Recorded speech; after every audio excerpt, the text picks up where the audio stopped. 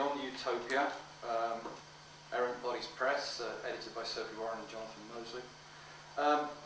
I chose to read from the Notes to the Reader, which is, there's a lot of good things in the book, but this I think is exceptional. It's this grid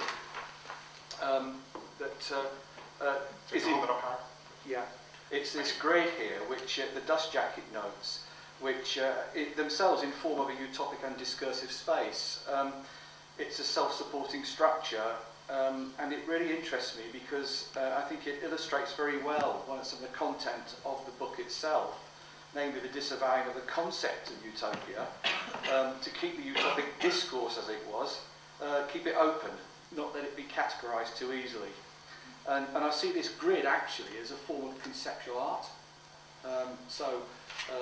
It kind of interests me, and what I've chosen is to read a section, which I don't know who wrote it. It sounds a bit like it might be Robin Wilson actually, but it's called Utopic Figure.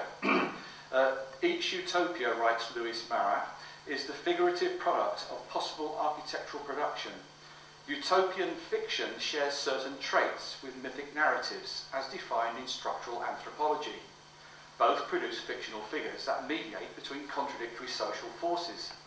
The object to which utopian fiction refers, the future, the different, is ultimately not yet knowable, not yet determinable.